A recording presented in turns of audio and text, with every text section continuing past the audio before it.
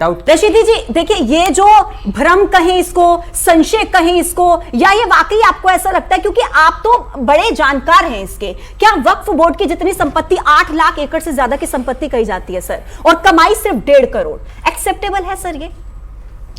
देखिए, कुछ चीजें हैं जिनको समझना बहुत जरूरी है। हवा में बहस करने से कोई फायदा नहीं है।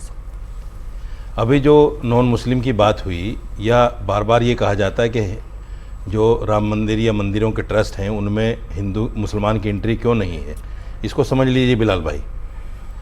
वक्फ बोर्ड की एक बॉडी होती है जिसको बोर्ड कहते हैं, जिसमें एक चेयरमैन होता है, कुछ मेंबर होते हैं। जैसे दिल्ली में 7 मेंबर होते हैं, उन्हीं में से एक चेयरमैन बनता है। वो सब सरकारी होते हैं, ये आपको भी पता है, सरकारी होते हैं टोटल। उसके बाद में वक्फ बोर्ड को जो रन करता है वो रेवेन्यू होता है, रेवेन्यू महकमा। उसमें ऊपर से लेके नीचे तक सब हिंदू होते हैं। अभी बोर्ड जो है एडमिनिस्ट्रेटर के अंडर था, अश्वनी कुमार जी, वो भी हिंदू थे, बोर्ड चलाया उन्होंने, किसी को एतराज नहीं था कि बोर्ड हिंदू क्यों चला रहा है। दूसरी बात, उसके नीचे फिर रिलीजियस कमेटियां होती हैं, मस्जिद कमेटी होती है, दरगाह कमेटी होती है, या इस तरह की जो भी रिलीजियस हमारे इदारे हैं उनकी कमेटियां होती हैं। उनमें तो कोई भी नहीं कह रहा है कि हिंदू होना चाहिए, किसी ने भी नहीं कहा। मंदिर की जो कमेटी होगी तो रिलीजियस कमेटी हो गई ना, उसके ऊपर तो कोई कमेटी नहीं है। पहले अपॉइंटमेंट्स कौन करता था? मुतवल्ली का, और जो एमएलए एमपी का ये बताइए। सर सुन लीजिए ना, करती थी या सर सुन लीजिए करता था? सर सुन लीजिए, अभी चेंजेस जो है ना सर, जो मैं बता रहा हूँ उसको सुन, उसको समझिए, उसको समझिए। यही तो भ्रम फैलाया जा रहा है। भ्रम नहीं, सच्चाई, यही भ्रम फैलाया जा। मैं ये कहता हूँ, जो बोर्ड है जो सरकार की तरफ से बनता है, कांग्रेस के जमाने में भी था। कांग्रेस के जमाने में हारून यूसुफ चेयरमैन थे, चौधरी मतीन चेयरमैन थे। क्या घपले हुए आपको भी पता है, मैं कुछ बता देता हूं। शीला दीक्षित मुख्यमंत्री थी, हारून यूसुफ चेयरमैन थे। उनको जरूरत पड़ी एक पार्क बनाने की, मिलेनियम पार्क। आप जानते होंगे कितना बड़ा पार्क है वो। पूरा का पूरा कब्रिस्तान अहले इस्लाम था, कब्रिस्तान अहले इस्लाम। शीला दीक्षित के चरणों में रख दिया हारून यूसुफ ने कि लीजिए बना लीजिए पार्क। आप वजीराबाद चले जाइए, जहां ब्रिज बना हुआ है भजनपुरा की तरफ जाने के लिए, वहां 10 बीघा जमीन चौधरी मतीन ने शमशान घाट को दे दी, शीला जी के चरणों में रख दी। नरेला के अंदर 10,000 गज जगह सिर्फ 25 पैसे के हिसाब से दे दी, क्योंकि ये लोग सरकारी हैं। सरकार जो कहेगी उसके अलावा कर ही नहीं सकते, अगर करेंगे तो उनको हटा दिया जाएगा। आपने जो बातें बताई, जो किराए की बात कर रहे हैं कि किराए नहीं दे रहे, ये नहीं दे रहे, अगर पर्सनल चीजों को आप कर रहे हैं तो आप वक्फ बोर्ड पे अमेंडमेंट करके, यही तो भ्रम फैलाने वाले हैं। भ्रम आप फैला रहे हैं, भ्रम आप तो ये बातें वहां बता रहे हैं, तो आप उसके लिए ट्रिब्यूनल जाइए, बहुत सारी चीजें कंप्लेंट करिए, बहुत सारे मसले। अब तो पहले भी हाई कोर्ट जाने का प्रावधान था, ये मत करिए, मिसगाइड मत करिए। बहुत सारे केसेस आज भी वक्फ बोर्ड के चल रहे हैं, चाहे 123 प्रावधान पहले, ठीक है, हाँ प्रावधान था पहले, बिल्कुल प्रावधान पहले भी था। मैं खुद हाईकोर्ट गया हूं अपने लिए, नाम से मैं खुद अपने लिए हाईकोर्ट गया हूं। चेंजेस गवर्नमेंट करना चाह रही है, इस बिल में अमेंडमेंट्स लेकर आई है, वो बहुत सारी चीजों पर अच्छा, एतराज है, और जेपीसी में भी बहुत बताया गया, लेकिन जो एतराज आप वक्फ बाय यूजर का बता रहे हैं, वक्फ बाय यूजर का जो एतराज है, बिल पास किया गया सुप्रीम कोर्ट ने इस पे इंटरिम स्टे दिया है, इसी वजह से, क्योंकि जो भारत के संविधान के अकॉर्डिंग चलेगा वही सुप्रीम कोर्ट ने बताया, इसलिए इसलिए दिया है। कोई पावर कलेक्टर करके अपनी जमीन हड़प लेगा, ये नहीं चलेगा देश के अंदर। ठीक है। नाजिम खान जी, मेरा एक सवाल है आपसे, मैं बिल्कुल शॉर्ट सा सवाल आपसे पूछ रही हूँ। मुझे वो बताइए कि ऐसे कौन से क्लॉज हैं जिन पर आपको सबसे ज्यादा आपत्ति है? बस इसी पर बात करेंगे सर, बताइए। हाँ पूजा जी, देखिए बार बार एक बात आती है कि भी देखिए, ये जो हमने संशोधन किया वक्फ बोर्ड के लेकर, तो यहाँ पर गरीब मुसलमान जो है उनका फायदा होगा। हम लोगों को भी उम्मीद जागी कि हाँ भी फायदा होगा, लेकिन हम जब 5 फायदे पूछने की बात करते हैं तो सर ऐसा सर खो जाके इधर निकल जाते हैं। नाजिम खान, मैं फायदे उनसे पूछूंगी, आप पहले दिक्कत तो बताइए। हाँ, सुन लीजिए, देखिए मैंने 5 फायदे पूछे, अब दिक्कत आप 5 नुकसान बता दीजिए मेरे। अरे क्या 5 नुकसान बताइए। अरे आप ही वकील बन जाएंगे, आप ही जज बन जाएंगे, तो भाई हम लोगों के लिए किस लिए है? हमसे 5 फायदे पूछ रहे हो, आप 5 नुकसान बता रहे हैं। हाँ आप सुन लीजिए, देखिए वक्फ बाय यूजर आप बता नहीं रहे हैं, 5 नुकसान कहां से बता देंगे आप? हम लोगों को मुल्क के वजीर आजम बना दीजिए, सारी चीजें आपको बहुत बढ़िया, बहुत आप वज़ीर आज़म बनोगे पहले, फिर बताओगे नुकसान क्या है। बहुत बढ़िया, ये अच्छा है, ये अच्छा है। पहले प्राइम मिनिस्टर बनो, फिर बताओ उसके फायदे क्या हैं। दिक्कत यहाँ पर, दिक्कत वक्त से नहीं है, ये पॉइंट नोट किया जाए, दिक्कत किससे है? हाँ, दिक्कत किससे है? हाँ, प्राइम सब मिनिस्टर से। बताइए ना दिक्कत किससे है? प्राइम मिनिस्टर वक्त से दिक्कत- सुन लीजिए भाई। वक्त बाय यूजर का मतलब यह है कि बिना किसी डिक्लेरेशन के, बिना किसी कागज पत्र के आप किसी भी प्रॉपर्टीज को कहें कि वक्त की प्रॉपर्टी है, उस पे सवाल है, वहां पे अमेंडमेंट हुआ है। आप ठीक कैसे है। साबित कर देंगे कि मैं कहूं कि आज से ये स्टूडियो मेरा है और मेरा हो गया क्योंकि मैं मुसलमान हूं? ये बात सही कौन नहीं से चैनल है। को अब बताया? सवाल ये कहाँ है, है? अब सवाल ये है, आपके स्टूडियो पूजा को किसी देखिए ने ये बोला बात है क्या? गलत है, मैं बहुत देर से नहीं, वेट आप करी हूं। बाबा ये लोग यूजर तीन तीन को बार, वोट चार चार बार नहीं बोल कर चुके रही हैं, हैं। आप जानकारी नहीं है। मेरी बात आप क्या जानते हैं पूरी नहीं हुई है। लड़े नहीं, जो अच्छी बात है उसको अच्छी तरीके से उसको समझाएं। दूसरी बात, अभी वक्फ बाय यूजर की बात आई, बिलाल भाई आप तो थे प्रोसीडिंग में, जी जी, ये बात चीफ जस्टिस ने भी कही, खन्ना साहब ने कही कि भाई 500 साल पुराना रजिस्ट्रेशन कौन देगा आपको? तो तुषार मेहता जी ने ये बात कही कि नहीं, 500 साल पुराना रजिस्ट्रेशन कोई नहीं मांग रहा है। जामा उसके मस्जिद को भी बीच के बोला था। सुन सुन सर सुन प्लीज अब नहीं, बिलाल जी उसके नहीं। बीच के बहुत सारे पेपर होंगे लेन देन करने के, अब इसके पास आई, उसके पास आई, उसके भी तो बहुत सारे पेपर होंगे ना, इस बात की गवाही देने के लिए कि ज़मीन जो है वक्फ बोर्ड की है। ऐसा तो नहीं है कि जो 500 साल पुराना रजिस्ट्रेशन है वही होना चाहिए, उसके बाद के भी बहुत सारे, जैसे होता है कि असल डीड नहीं है, जो उसका असल मालिक कौन है, लेकिन आज मेरे पास डीड रजिस्ट्रेशन है, तो बीच के आदमी नहीं है तो कोई बात नहीं, तो इसका निवारण हो सकता है। ऐसा नहीं, भ्रम फैलाना अच्छी बात नहीं। दूसरी बात, मैं एक बात कहता हूँ, देखिए वो शेर है ना कि तू इधर उधर की ना बात कर, ये बता कि काफिला क्यों लूटा, मुझे रहजनों से गिला नहीं, तेरी रहबरी का सवाल है। हमने 60 साल कांग्रेस को जिस तरह से आजमाया है, ज़ेबा जी मैं आपके तवज्जो चाहूँगा, हमने आंख बंद करके विश्वास किया कांग्रेस पर। बिल्कुल आपके पास आऊंगे बिलाल और जी, बस इत्मीनान से सुनिए। और ये वही कांग्रेस है। देखिए 1954 में वक्फ बोर्ड बना, 70 में गजट आया।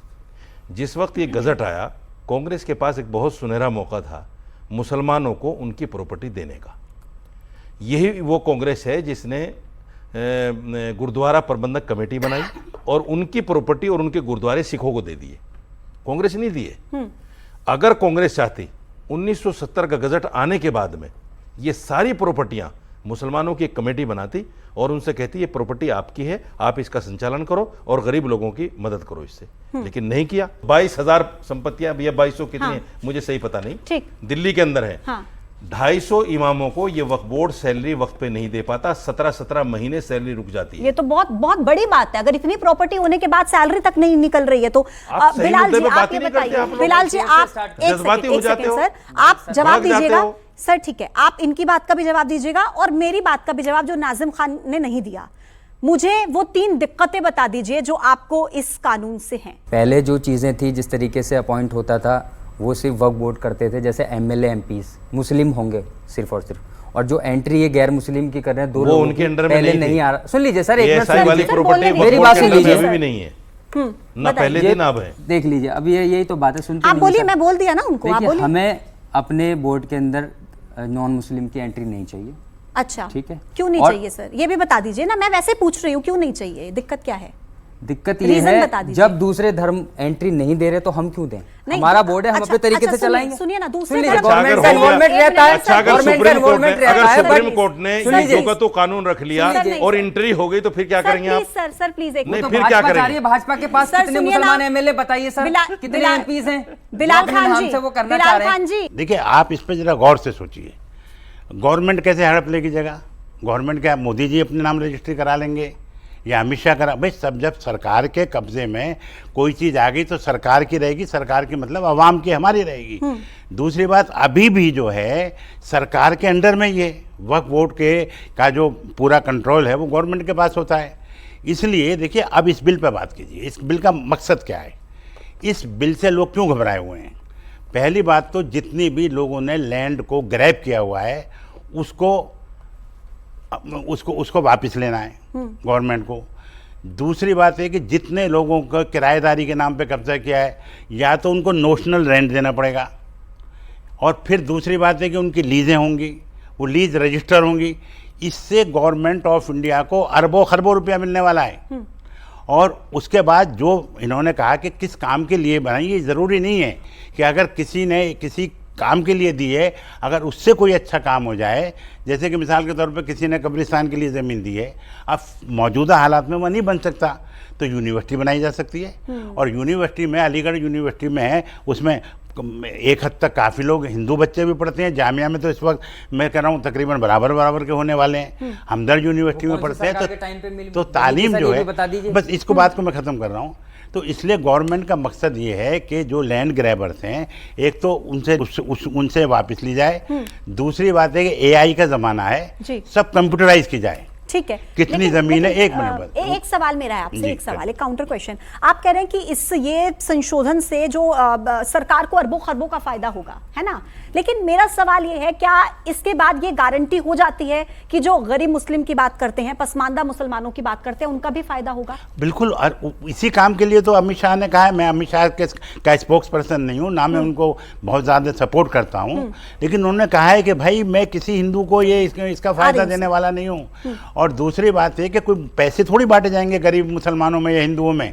वो तो जो उनके इदारे हैं, यूनिवर्सिटीज़ हैं, नई यूनिवर्सिटीज़ बनेंगी, मेडिकल कॉलेज बनेंगे, उनकी और इस तरह की जो संस्थाएं बनेंगी, उन पे पैसा लगेगा, थोड़ी ना इनको, मैडम को या मुझे या इनको दे दिया जाएगा। क्लोजिंग कमेंट अपना दीजिएगा वक्फ कानून को लेकर। क्लोजिंग कमेंट है कि भारत के संविधान पर भरोसा रखना चाहिए, जो भी फैसला आएगा उसको माना जाएगा, लेकिन भारत सरकार को भी ये देखना चाहिए जिस तरीके से रूल ऑफ लॉ की डेमोक्रेसी ये हत्या करने की कोशिश कर रही है, तो सबसे चीज़ें ना करे, और जो हकीकत चीज़ें, जो असल मुद्दे हैं उन पे, बेरोजगारी पे, महंगाई पे, जो देश के असल महिला सुरक्षा, इन मसलों पे उनको आगे आना चाहिए। ठीक है, ठीक है। नाजिम जी बताइए, कोर्ट का फैसला आने के बाद, कोई भी फैसला आए, जो भी आएगा, उसके बाद तो सड़कों पर नहीं आएंगे? हाँ पूजा जी, देखिए हम लोग संविधान को मानने वाले हैं, और देखिए सुप्रीम कोर्ट का जो फैसला होगा वो हमें सरमत है, क्योंकि हम वही लोग हैं जिन्होंने बाबरी मस्जिद का भी फैसला स्वीकार किया था। उसी तरीके से अब जो सुप्रीम कोर्ट का फैसला आएगा तो इंशाल्लाह वो भी हमें स्वीकार होगा। और जो सड़क पे आने की बात करते हैं, मैं उनसे आपके चैनल के माध्यम से अपील करता हूँ, ये मुल्क आपका है, किसी भी ऐसी अफवाह पे ध्यान मत देना, क्योंकि अगर जरा से भी एक कहते हैं कि एक छोटी सी चिंगारी पूरे जंगल को आग लगा देती है, उसी तरीके से ये मुल्क आपका है। इस मुल्क की सौहार्द बनाने की आपकी अपनी नैतिक जिम्मेदारी है। बहुत अच्छी बात आपने कह दी नाजिम जी, खुद मतलब मजा आ गया सर। ज़ेबा जी बताइए। देखिए, सुप्रीम कोर्ट के फैसले को हम स्वीकार करते हैं, लेकिन एक बात बहुत दुखद है कि उपराष्ट्रपति जगदीप धनखड़ जी, किरण रिजिजू जी का जिस तरह स्टेटमेंट सुप्रीम कोर्ट के इस फैसले के विरोध में गया है, ये बहुत अफसोसजनक है। और एक बात मैं यहाँ पर और इंक्लूड करना चाहूँगी कि सरकार ये जो बोलती है कि मुसलमानों को फायदा होगा, फायदा देना चाहती है, तो उससे पहले मैं बताना चाहती हूँ कि जब कोरोना काल में पूरा देश जूझ रहा था कोरोना से, बहुत खराब परिस्थिति थी, क्लोजिंग कमेंट, खराब परिस्थिति थी। ये देश और मुस्लिम समाज के लिए भले के लिए हैं। आज मीडिया के माध्यम से जो समाज में इसकी जागरूकता फैली है, मैं उसके लिए मीडिया को धन्यवाद करूंगी। और मुझे लगता है कि जो लोग भ्रम फैलाकर गरीब आम मुसलमानों को भड़का रहे हैं, उस बहकावे में ना आए। ये लोग जो भी एहतजाज कर रहे हैं, ये अपनी राजनीतिक पृष्ठभूमि और जमीन को बचाए रखने के लिए, और जो कब्जे किए हुए हैं उसको बचाए रखने के लिए। ठीक है मैम। वसीम गाजी साहब, देखिए, जो बिल पेश हुआ है वो पास हो गया है। अब कोई भड़काए नहीं भड़काए, सड़कों पे आइए, कोई फ़ायदा नहीं, डंडे खाएंगे। इस पे को बिल को नाफिज होने दीजिए, उसके फ़ायदे देखिए। अगर आपको लगता है कि इसमें फ़ायदा नहीं है तो अमेंडमेंट लाए जाएंगे, बहुत सारे अमेंडमेंट लाए गए हैं। दूसरी बात, इसको बिल्कुल हिंदू मुस्लिम मत कीजिए, क्योंकि जो सरकार है, भारत सरकार है, वही उसकी सुप्रीमो रहेगी, और उसके ज़्यादातर अब तक हिंदुस्तान जब से आज़ाद हुआ है तो हिंदू ही प्राइम मिनिस्टर रहते हैं। तीसरी बात, हिंदू मुस्लिम की एक मिसाल दे देता हूँ। सबसे बड़ी जो मीट एक्सपोर्ट कंपनी है दुनिया की, वो अल कबीर है, और उसका मालिक हिंदू है। ठीक है। और ज़्यादातर तो हिंदू मुस्लिम मत कीजिए। और कुरान शरीफ का जो सबसे बड़ा प्रिंटर है कुरान शरीफ का, वो भी हिंदू है। इसलिए अच्छे हिंदू और अच्छे मुसलमान वेलकम है, ख़राब हिंदू और ख़राब मुस्लिम जो है दूर रहें। रशीदी साहब, देखिए, जो लोग इसमें आज भी, हालांकि ये मामला सुप्रीम कोर्ट में है, सुनवाई चल रही है, चलेगी 5 तारीख से, फिर भी लोग इस तरह के ऐलान कर रहे हैं कि लोग सड़कों पे आएँ और कह रहे हैं कि हम जब तक चैन से नहीं बैठेंगे, जब तक ये फैसला हमारे हक़ में नहीं आ जाता।